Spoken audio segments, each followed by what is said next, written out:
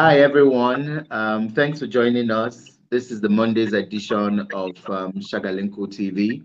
My name is Ambassador Emmanuel Gabari, and from now till the next 55 minutes, we'll be looking at something very crucial.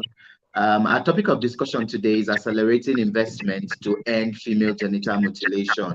This is with support from Global Media Campaign and FGM UK. I have three guests in the house, and I'll be introducing them shortly.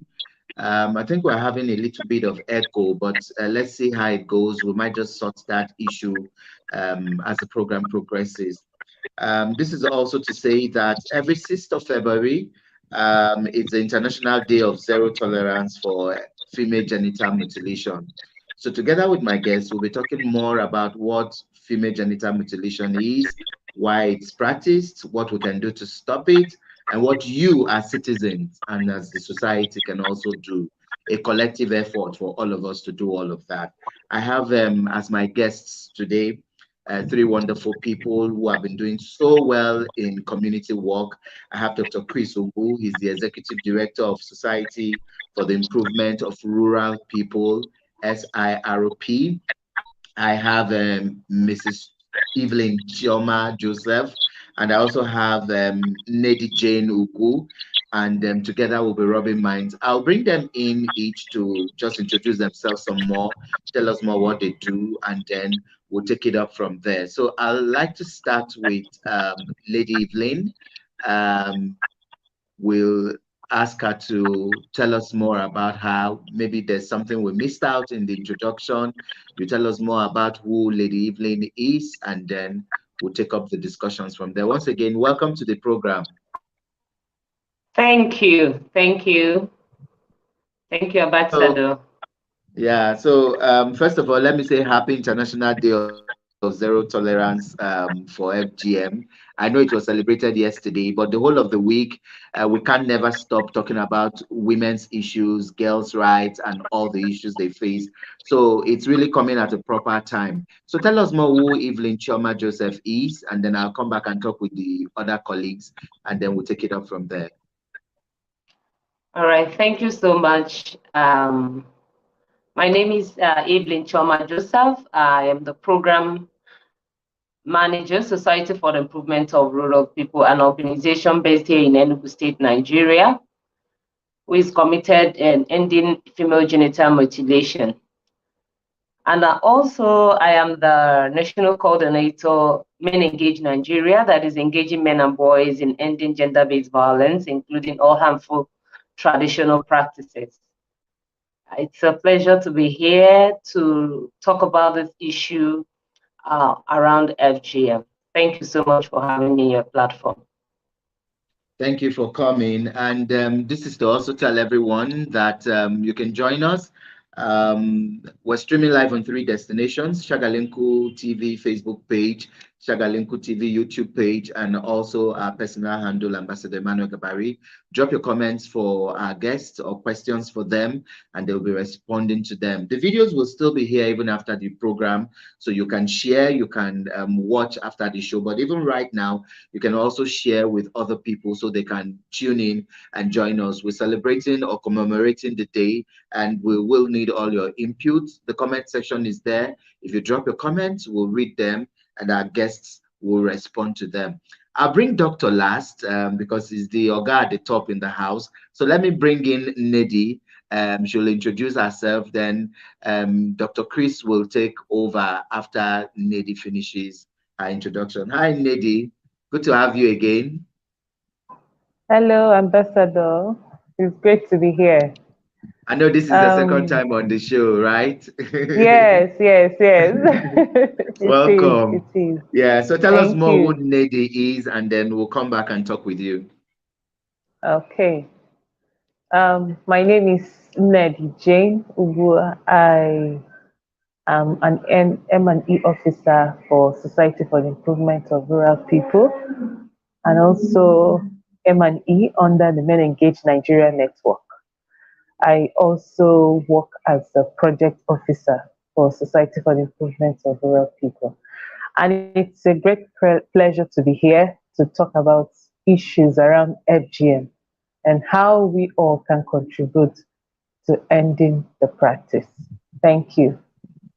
Thank you so much for being here. So I'll bring in Dr. Chris, our guy at the top.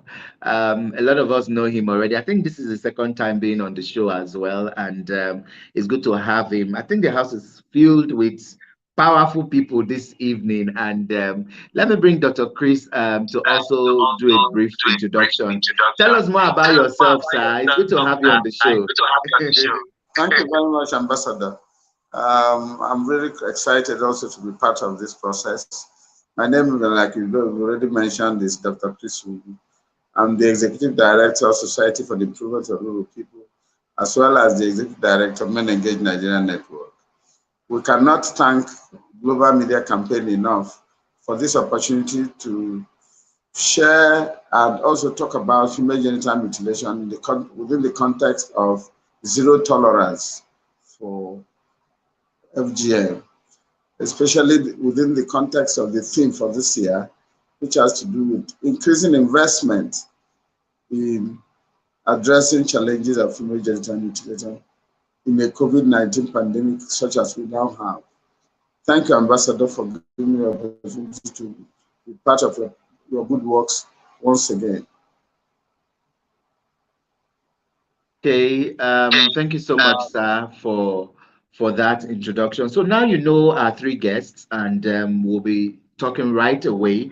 I'll first bring in Lady Evelyn to tell us more what female genital mutilation is, because a lot of times when people talk about that, I know the layman's term could just be female circumcision and all of that, and some viewers might just be wondering that all the grammar that all these NGO people speak at times, that what is female genital mutilation. I'll bring in Evelyn to let us know a little more about that, and then I'll come back and ask Dr. Chris to also touch on a little about it. So, Lady Evelyn, can you tell us a little bit more about it all?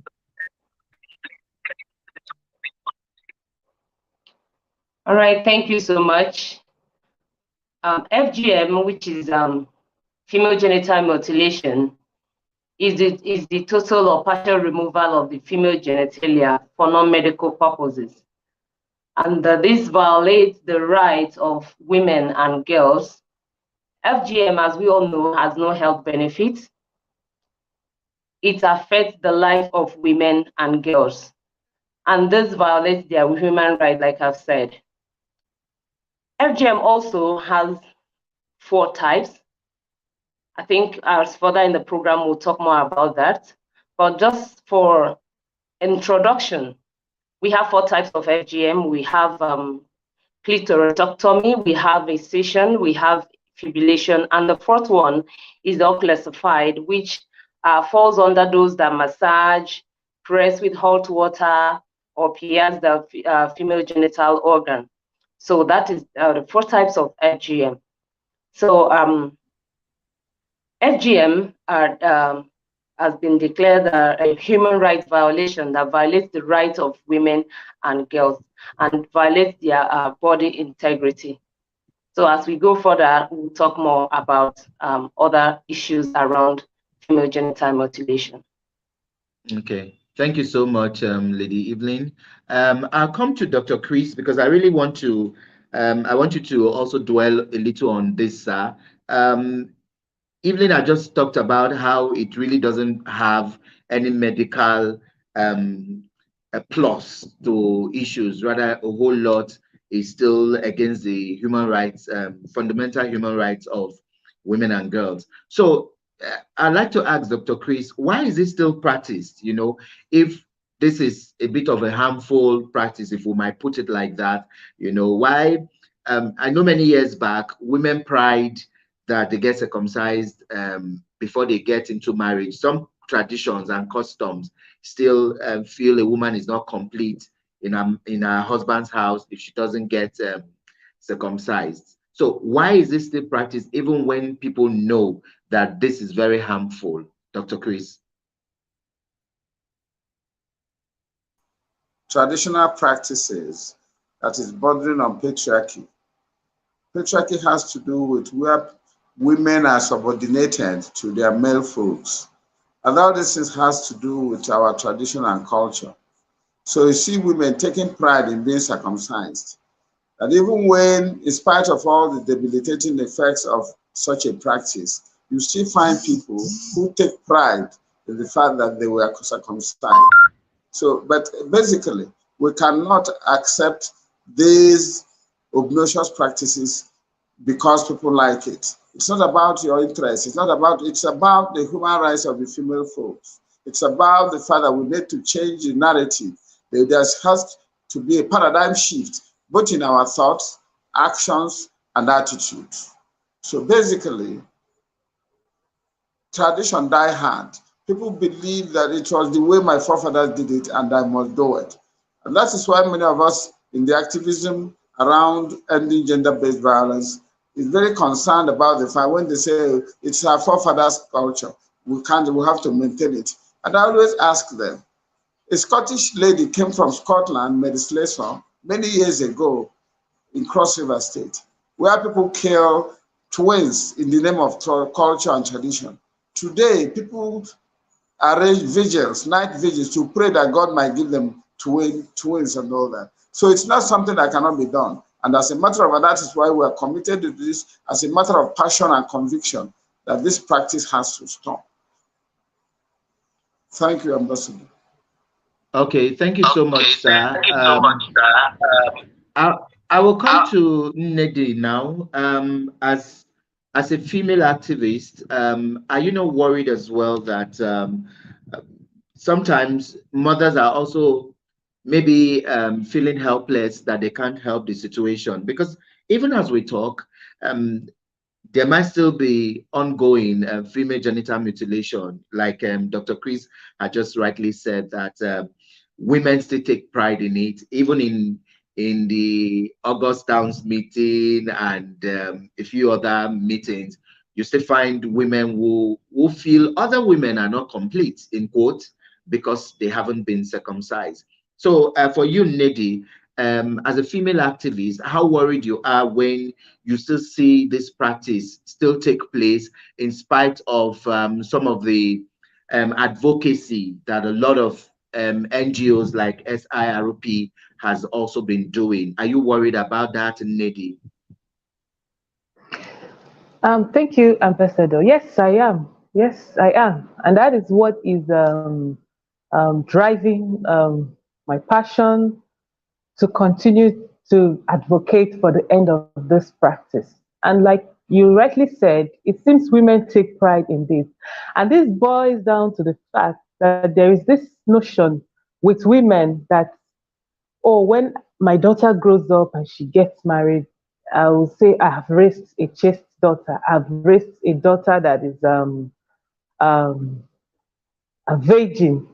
I have raised a complete woman. You know, she takes so much pride in that. And that is what pushes women, despite some of them know that this practice has a lot of negative consequences. But they can't stop because they want to be among those women that will say, I raised a wonderful daughter.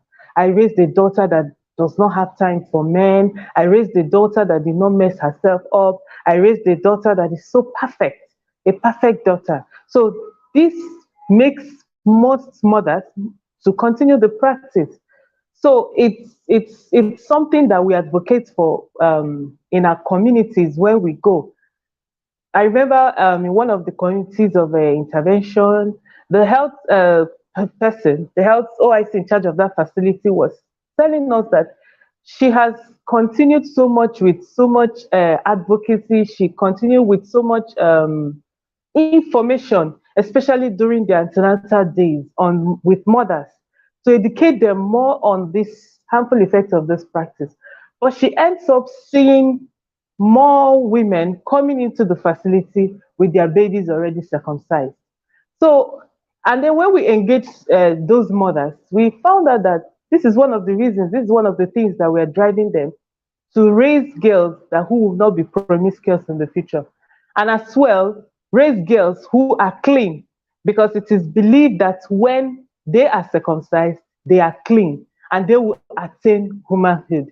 So it's really a source of a concern, but we'll not relent in our efforts. We'll keep advocating and we'll keep doing our best until this practice is totally eliminated. Thank you. Eradicated. Yeah.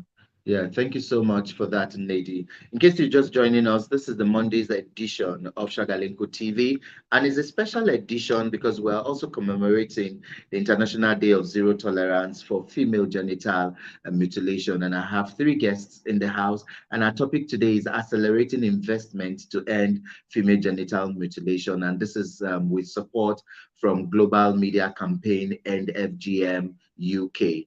I've got Dr. Chris Ugu in the house. I've got Lady Evelyn Choma Joseph in the house, and also Lady Nady Jane Ugu also in the house. You could drop your comments and then we'll read them. The video is still here. You can watch even after the show. I'll come back and ask Dr. Chris what can be done, differently. But let me also bring in Lady Evelyn to tell us more about the four types of FGM that she was talking about previously.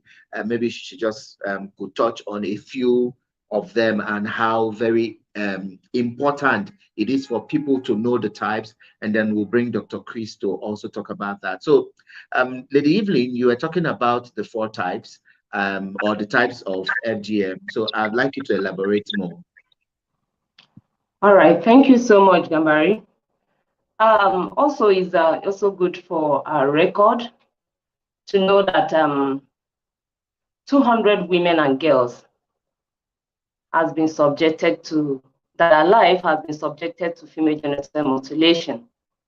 And this year, 2022, it is estimated that 68 million girls are at risk of undergoing female genital mutilation by 2030. And this is an alarming results or alarming cases that we are projecting. And we must work to, ensure that this number, is reduced or eliminated.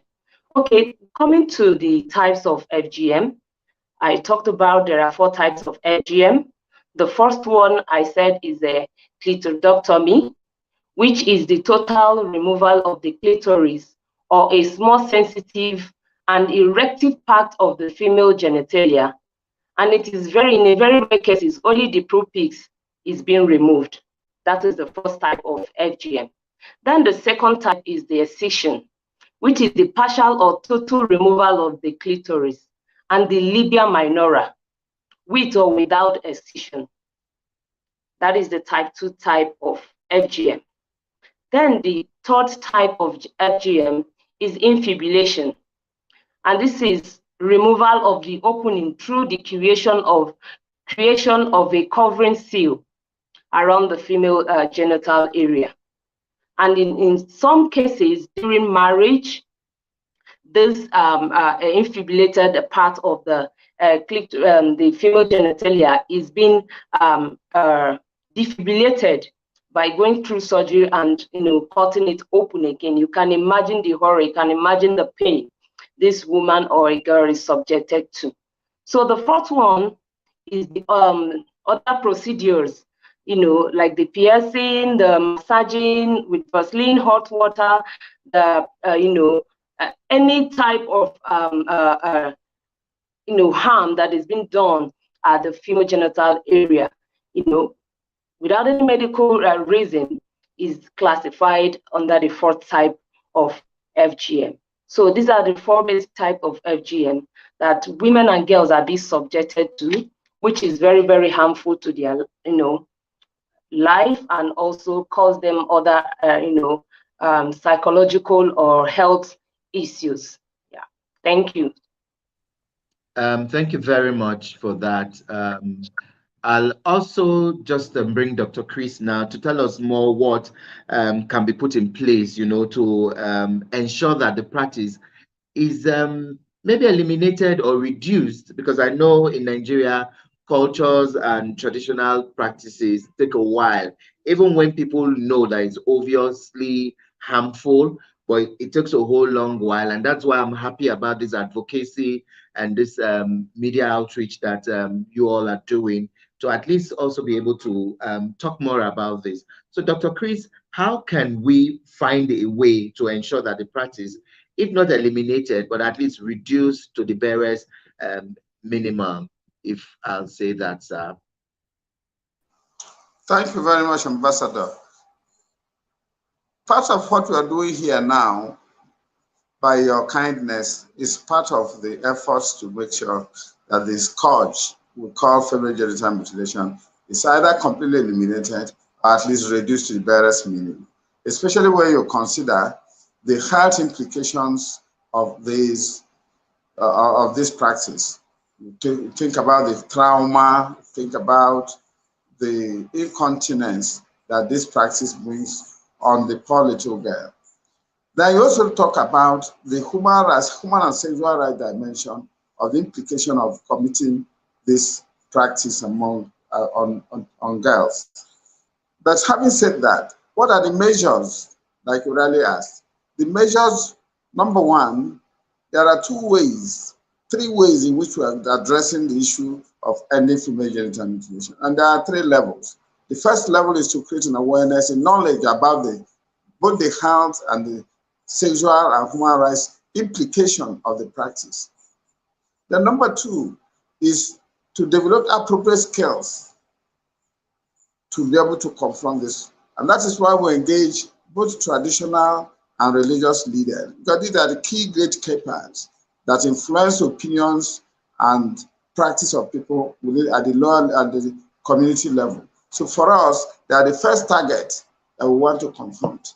Then there's the government side to it. You won't believe it. We had a funding from Girls Not Bride to do an analysis of the budget of Enugu State for year 2020, and to find out whether there's any provision at all, any line item in the budget that contains issues about females, particularly issues of female genital mutilation and child marriage. You'll be shocked, Ambassador, to note that there is no budget line before 2020 in any of the expenditure profiles of the government. So our target at making sure that this thing is stopped is both at the community levels, traditional rural level, and of course even the government level, which is why I think the United Nations in their wisdom decided to have the theme for this year's practice, this year's celebration of zero tolerance, as heightened investment in issues that has to do with eliminating eliminating female genital mutilation. It has been discovered that when we have any pandemic, such as COVID, the first casualty in our budget provisions by government is issues that concern females, and female genital mutilation and child marriage is one of the casualties in government expenditure profile. So what we are doing and canvassing is that government need to provide a budget line. In Enugu here, we have an agency called the TAMASAC, Sexual Referral Center, based here in Enugu. There is a provision in the 2020 budget of 10 million naira. What is it to be used? It's going to be used to buy commodities and services for young girls, adolescent young girls, these menstrual products and services. But as soon as COVID started, that particular line item was removed. Why? Government didn't consider it a very essential part of their expenditure profile. But it's been discovered also that issues when female young girls have challenges of menstrual cycle, they drop out from school. So part of our campaign, working with the Girls Not Bride, is to see how government will keep putting money into providing menstrual products and services for these adolescent girls. But here we find ourselves having it as a casualty because of COVID, which is why Mr. Guterres, the United Nations Secretary General, in their wisdom, had to put this theme for this year, how government should put more money, more investment into issues that concern the females, particularly ending female genital mutilation. And so part of our program this year going forward is to keep conversing. We'll be on the neck of the government to make sure that money is constantly released to address this challenge of female genital mutilation. In the interim, issues of provision of menstrual products and services for the adolescent girls in the Enugu State. So our approach, we have the sixth end of female genital mutilation approach by the UNICEF. Number one is don't be judgmental. We will go to communities to talk to them about the issue of female genital. We don't go with an attitude of, oh, so when I see some reports from colleague NGOs saying, oh, female genital mutilation is barbaric, I say, no, you cannot win a people when you begin to judge them. So our approach is to listen, see issues from their own point of view, and then come with a superior argument. It makes more sense. We also make use of the media when you show a video clip of where a young girl is being mutilated, and then you can see the agony and pains. And oftentimes you find parents who practice female genital being remorseful. They say, oh, how could I have inflicted this kind of pain on my daughter? And these are better ways of converting, in quotes, people who are diehards, traditionalists. We also have discovered that when you talk about promiscuity, we did an anecdotal survey in a brothel down here in Enugu, and we discovered that most of the young girls in that brothel are all circumcised. So it's not a valid reason to say that why you are committing or cutting the young girl is because you want to prevent them from being promiscuous. Anybody who decides to be promiscuous will be promiscuous, not necessarily because he or she was caught or otherwise. It's about the mind. It's about conscientization. It's about taking the person through the challenges of any such practice. So it's a multifaceted approach that we adopt. But believe it, it's working, and we trust that with the media, particularly people like you, that we are going to go very far. Advocating with the government and engaging them. In Enugu State today, we have the Violence Against Persons Prohibition Law 2019. It was because of SEP working with other colleagues in the NGO community to push this matter through the state assemblies and then get it to be signed into law by His Excellency. We cannot relent. This is just the beginning of a great challenge that we are built to make sure that we succeed. Thank you, Ambassador. Thank you so much, Dr. Chris, for that very explicit explanation. I'll come back to Lady Evelyn to tell us more on how we can actually accelerate investment to end FGM. But I'd like to come to Nnedi to tell us more the implications and the consequences of FGM, because a lot of times people still don't understand that there are a whole lot of implications, because in debate spaces, so to say, people will tell you, after all, they circumcised the boy child, so why can't you circumcise the girl child?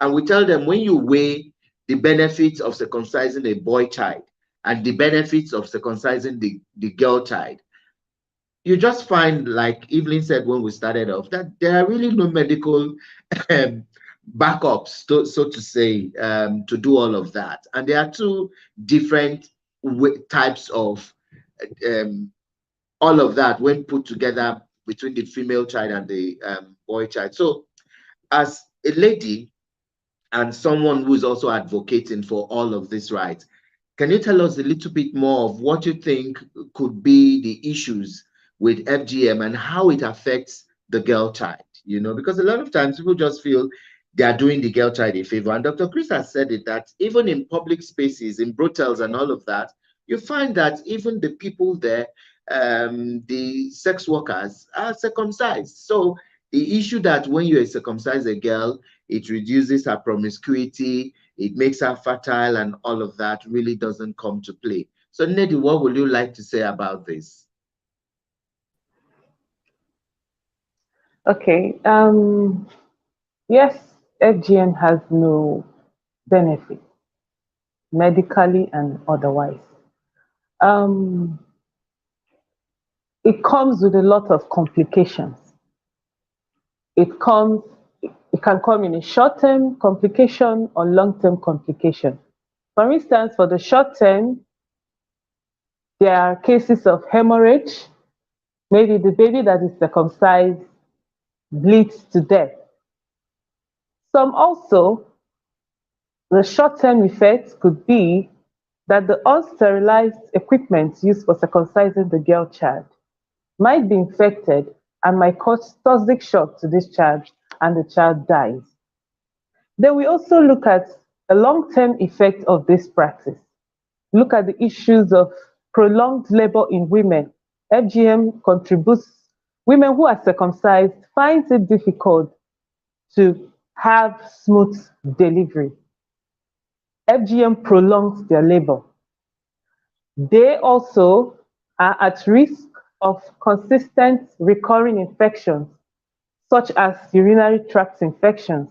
I remember a lady was sharing with us that she keeps treating infections at all times, and this was because she was circumcised. Then we also look at the psychological effects it has on the woman. You know, she can be depressed, she'll be traumatized because of the practice. And then she lives with this pain. Maybe she wants to engage in a sexual intercourse with her husband. She finds it difficult because it's painful for her. And this poses a long-term effect on her emotions. She's depressed. She might wake up every day questioning and then asking herself, why me? Why me at all times? And let's also know that women who are depressed as a result of them being circumcised have the tendency of going into drug use to suppress such emotions that they have, because they want to silence those emotions. They want to do anything possible to take away that feeling.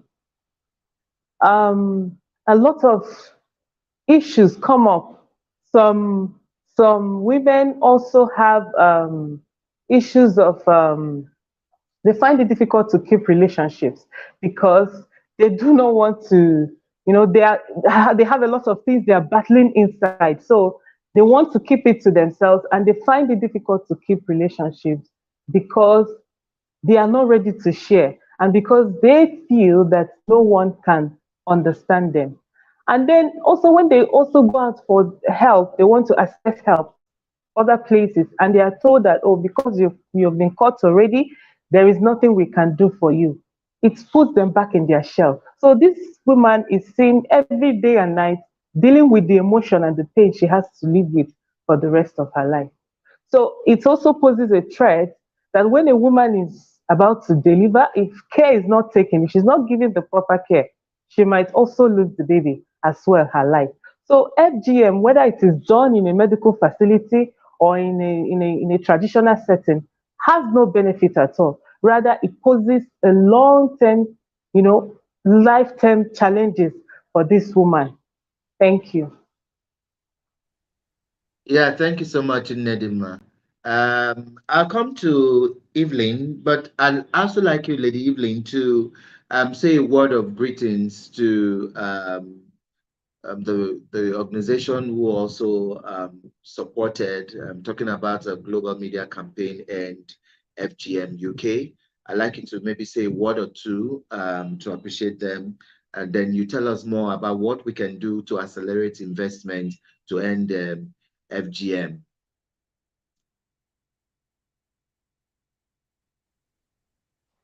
All right, thank you so much. Safe Nigeria can't thank Global Media Campaign to end FGM enough for their support over the years. They've been so supportive in our work to end FGM, not only SEP Nigeria, they've been supporting so many organizations across Africa to use the media to educate, to sensitize, to increase the knowledge of people about this issue of female genital mutilation, and to ensure that this practice is a history because it violates the rights of women and girls. So we're so appreciative of their support, their commitment to this cause to ensure that together with our investment, with our every resources we have put together, that we can end this practice. So global media campaign to end FGM, SEP Nigeria and other organizations are so appreciative of your support. Thank you. Also, coming to the question you asked about what do we do to accelerate investment to end female genital mutilation?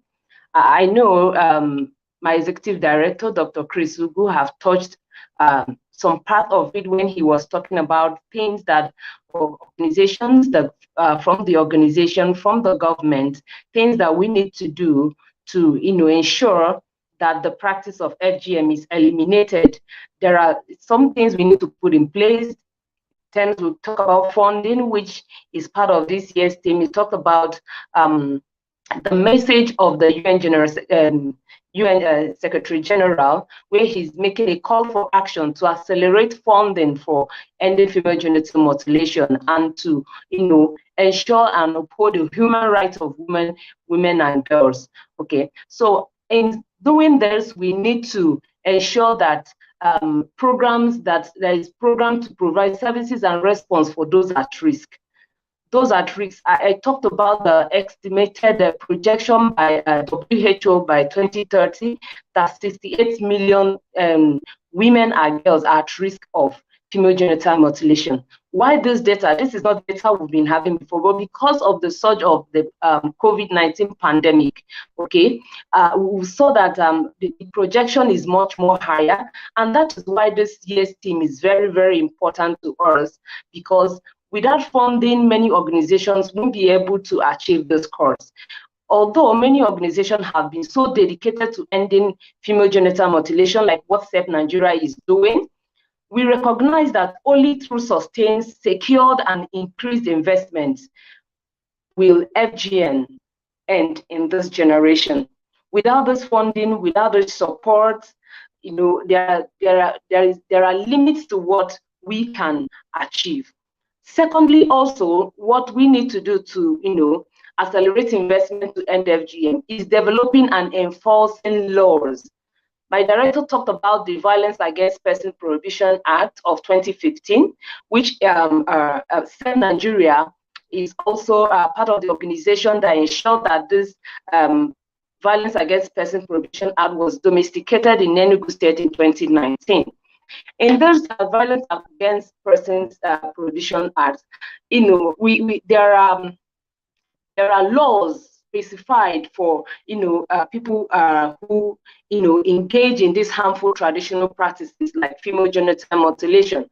And we know that a person who performs female genital mutilation or engage another to carry out such circumcision or mutilation, commits an offense and is liable and on conviction of not more than 2 years imprisonment, okay, or a fine of 200,000 naira or both, okay, and other issues or other laws are stated out in this Violence Against Person Prohibition Act. And also, we are also talking about ensuring the implementation of these laws. Of course, we know that Nigeria, we are very good in dosing a lot of laws, but implementation has been an issue. And we are also using this year's theme to call on policymakers, call on governments to ensure that enforcement of this law will help to eliminate female genital mutilation.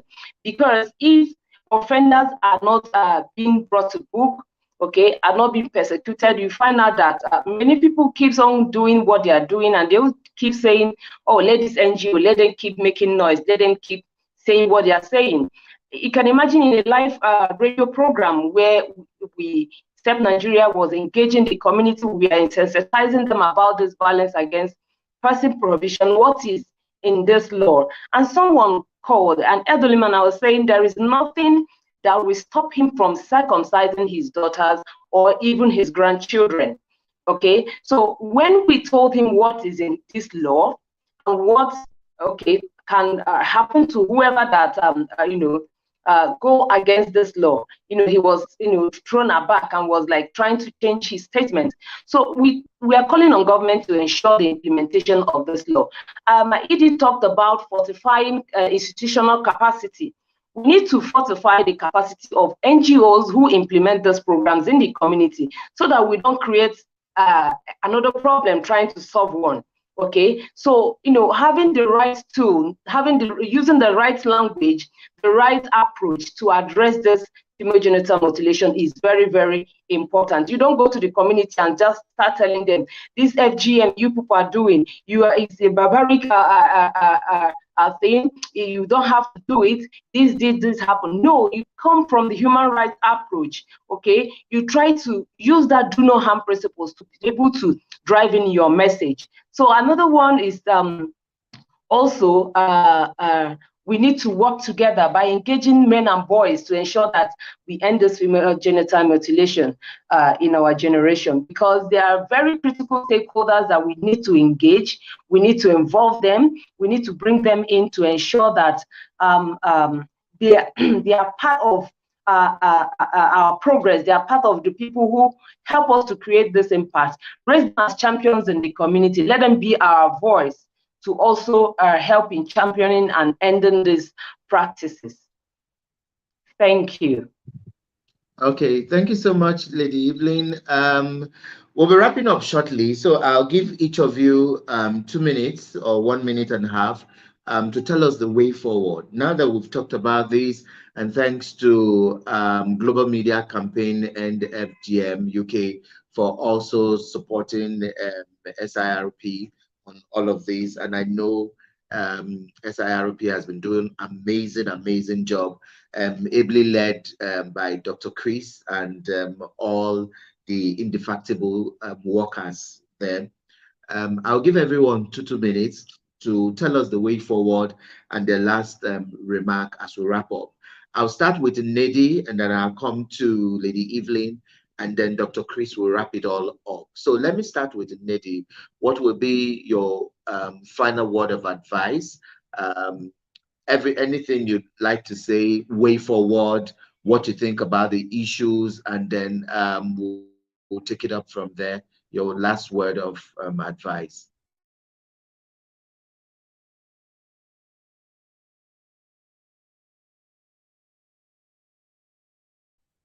Sorry, Nedi, you need to unmute your mic. Sorry. Okay, I'll first of all say thank you to Global Media Campaign for this wonderful opportunity to talk about issues around FGM. We'll talk about VAP law. We make so much laws in this country, but to implement it is very difficult. So my recommendation would be that we continue our advocacy, we strengthen our advocacy so that these policymakers will see the reasons why these laws need to be implemented. And then when we go into our communities to do our interventions with this community people, when we engage them in community, in different groups and segments, we need to make sure that our messages are that which is not judgmental. We try to listen to them and then educate them that they can train their girl child to make the right decisions for their bodies. They can make the right decisions, that FGM is not the only solution to them curbing promiscuity or making a woman become chaste or clean. But there are other ways. When girls are empowered, they're able to make the right decisions for themselves that will benefit them and their society and even the community at large. And then we also help them understand that FGM comes with risk and does not come with any benefit. And when we continue to intensify our efforts and engage the right critical stakeholders, then we can say we are making a progress towards ending the practice. Thank you. Thank you so much, Nedi. I'll come to Lady Evelyn for your last word on way forward and all of that. Thank you so much, Mr. Gambari. It's always a pleasure, having an interaction with you on your platform. You are doing an amazing job. Thank you so much for using your platform to, also address issues that are very, very critical to us. God bless you and strengthen you too. And also thanking my executive director and global media campaign and my colleagues as well. My final word is, like what I've said, is we are calling on organizations, we are calling on the government, we are calling on individual philanthropies to invest more on programs to eliminate female genital mutilation. NGOs cannot do it. We can't do the magic. We need funding to do this. We need funding to engage these community members. And also we need funding and capacity, okay, to also bring me more organization, even the emerging organizations, to be able to, carry out these interventions, effectively in their communities, and also raising champions who will be there to sustain these programs when we are not there. And also, I am also advocating for mainstreaming of female genital mutilation programs in all our organizational implementation. Okay, once you are going into a community, let it be a component in your organizational strategy that this is what we also want to, mainstream ending female genital mutilation in all our programs, and that will also be a very great strategy to end female genital mutilation. And lastly, I'm also calling on, let there be a strong implementation of this violence against person provision. It's very, very critical. As we're looking at the figure, the projection, this implementation this enforcement is very, very critical to us. Thank you. Thank you so much, Lady Evelyn. And the last but not the least, our guy at the top, I'll invite Dr. Chris to also give us his final words and his way forward advice on the issue. So, Dr. Chris, sir. Thank you very much, Ambassador. First is to thank the Global Media Campaign to end FGM. I thank in a special way the CEO of Global Media Campaign. I also thank in a special way Jeremiah. I also thank Neima. These are very wonderful people who have been of tremendous support and guidance to us in our work and crusade to end female genital mutilation in Nigeria. By way of the way forward, we certainly cannot. The media remains an indispensable tool for us to be able to change the narratives, change perceptions, change attitudes, change actions from the relevant stakeholders. So we must always be employing media tools to be able to drive home our strategy for ending female genital mutilation. It's an indispensable tool we certainly cannot do without. Another thing I also want to talk about is the issue of gender-responsive budgeting at the governmental level, whether at the national or subnational level, and that I mean the states. We certainly cannot do without getting our budgets to have a gender face, mainstream gender in our budgeting process. In that way, we'll be able to capture, provide budget lines that will address challenges of the females, particularly ending female genital mutilation and child marriage in our own time. There's also the issue of do no harm principles. And in this, I'm talking about our colleagues in the NGO sector, that we must always at all times be guided by the six intervention framework of the UNICEF. And one of them is this do no harm principles. Don't go to the village to create problems, telling them that their activities, what they are doing is barbaric, what is irreligious and all that. And you might have that, but keep in mind that the language you use could deter, scare somebody where you wouldn't even want to listen. But when you come with a human rights approach, come with a more empathetic approach, people are more likely to listen to you and change will happen. And then another one is the issue of leave no one behind. Most times we ignore people living with disabilities, people that have HIV and AIDS. Every sector, every community, whether it's people living with HIV and AIDS, people who have some one disability or the other, people who are survivors of female genital mutilation, we must make sure that we carry them on in any attempt to create a change. And then, of course, involving men and boys. We are still in a patriarchal system. If we are really going to achieve our goal of ending female genital mutilation by the year 2030, as prescribed by the United Nations General Assembly, then, of course, we must involve men and boys. In all the governmental governance structures in Nigeria, men are at the top. So if we're able to get people from that sector and get men who will be champions, actually, when together we're able to make change and create change. On this note, I'd like to thank you, Ambassador, and then for the opportunity to use your platform to talk about the issue of female genital mutilation and then the risks, challenges, albatross that are contained in such a practice. Thank you very much. Wow. Thank you so much, sir. And thanks to everyone who joined us.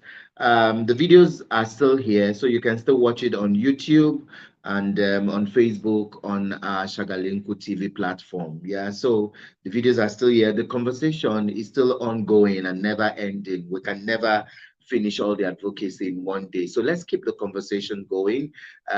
Do tell us what you think about today's topic. The comment section is there. Some of you can't drop your comments because you don't approve. You need to, when you drop your comment, you need to also give us the approval to put it on the screen. Without that approval, we can't put it on the screen. So that's why some of you, when you type your comment, you can't see it on the screen. But we thank you all. But you can still drop your comments in the comment section.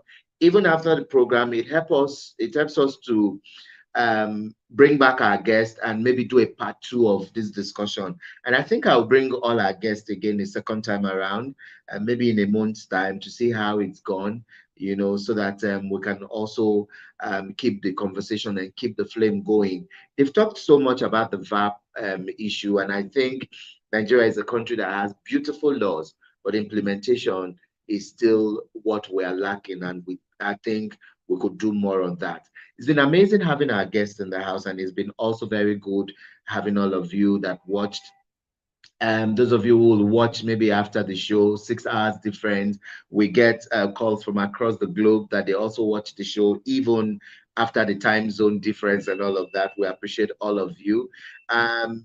We are talking about accelerating investment to end female genital mutilation, and this is with support from Global Media Campaign and FGM UK. And also this is going out to everyone, and also letting you all know that our guests have been Dr. Chris Ugu. He's the Executive Director, Society for the Improvement of Rural People, also known as SAP. And we had Lady Evelyn Chioma Joseph. She's the Program Manager and also NFGM Advocate. And last but not the least, we have Lady Nedi Jane Ugu. She's a gender advocate and also works with SAP Nigeria. Thank you all for joining us. It's been amazing. And I hope we will have this conversation again, because every time we talk about the issues that affect women and girls, we never really can have enough of it. Once again, thank you all for joining us. Let's do this again, God willing, within the week. My name still is Ambassador Emmanuel Gabari. Saying God bless you all. I got a message here, and I think now that people have given permission, it's popping up on the screen. So this one is from Simon Pope. It says the term FGM is discriminatory when used generally as here. It was coined by a radical feminist who had a cultural background of genital cutting, according to which her own sons should be cut. Okay. So I'll quickly bring in all our guests to respond to this for 30 seconds. I know time is up, but let me quickly bring you all to respond to this. And also, if you're watching right now, you need to always grant permission when you finish typing your text. If you don't grant permission, it won't pop up for us to read. So let me start with Evelyn to just respond to this, and I'll bring Dr. Chris to also wrap up on what Simon Pop had just said. Over to you. Thank you. you know, in this in these ways of advocating for FGM, you know, seeing people with different opinions is not a new thing. But one thing I need to tell Mr. Simon is that female genital mutilation is a violation of human rights of women and girls. Okay, and female genital mutilation is not the same as male circumcision. There are two different things. Okay, so that is just what I want to tell him. And if what I usually say is, if you feel what will, like he tagged it, is coined by a radical feminist. If you think that this is coined by a radical feminist, I think another thing is to also give us reasons why you think male circumcision should also be prescribed as a human rights violation. I think that is just my answer to that. This is what we believe, and this is based on evidence-based research, that female genital mutilation is a human rights violation, and as such, it should be eliminated. Thank you. Yeah, thank you so much. So, Nedi, quickly, what would be your response to what Simon just said, finally? Yeah, just like Evelyn said, FGM, female genital mutilation, is not the same as male. Female genital mutilation has led to the death of so many young girls and women. Imagine ceremonies where ceremonies are conducted and young girls at the age of 15, 16 are being circumcised by these traditional circumcisers. And this is done as a right to initiate them into womanhood. And no medical care is given to them, and some of them end up dying or are left with infections they have to treat for the rest of their life. So it is severe. It is not something we can equate to that of male circumcision. It is a violation of the rights of that woman. You are making a decision that has a negative effect on her body, on her future, on her mental health for her without getting her consent. So it violates her right to make meaningful decisions that will benefit her. So such cannot be equated to that of male circumcision. Thank you. Thank you so much, Nedi. So finally, I'll bring Dr. Chris to wrap up on this. Just quickly respond to him, and then we'll wrap up because we're already running out of time. Thank you very much, Ambassador. We appreciate the comment from Simon, but it's all part of the chauvinism sometimes we will experience from our colleagues, our male folks. I mean, there is nothing extreme about describing something for what it is. Female genital mutilation is a mutilation because it's not, just like Ned said, you didn't get the consent of the young girl before tampering with any part of her body. So to that extent, whether Simon considers it extreme or otherwise, the reality is that if somebody has been violated, and so whichever language is used to describe such a violation, to my mind, is still within the remit of what it's called. Male circumcision can never be equated with female genital mutilation. So we sympathize with the emotion expressed by Simon, and we appreciate that also. However, we do not agree with him that it's an extreme position. That is just the situation. It's just been described the way it is. That is, that it is a violation of the girl child's right. Thank you, Ambassador. Thank you so much. We really need to go now. And please, when next you send your comments, do give Shagalenko TV permission. Until you click on the permission button, the messages will not fall on the screen for us to read. This happens a lot of times. After every program, we'll not see like 50 messages later, and people will say they tried dropping the comments that it didn't go. So please, every time you send your message, do click on the permission button so that once you click on it, it will pop up here. And that message came from Simon. He's watching via YouTube, our YouTube Shagalenko TV page. time really is not on our side. We need to go. It's been an interesting conversation. I know this is a very controversial topic, and I need to generate a whole lot of this, but that's the beauty of conversations, and I'm happy this happened. Thank you all once again to all my guests. I'm talking about Dr. Chris Umbu, Lady Evelyn, Lady Nedi. Thank you all for being amazing. And thanks to everyone who watched, and thanks to those who watch after the show.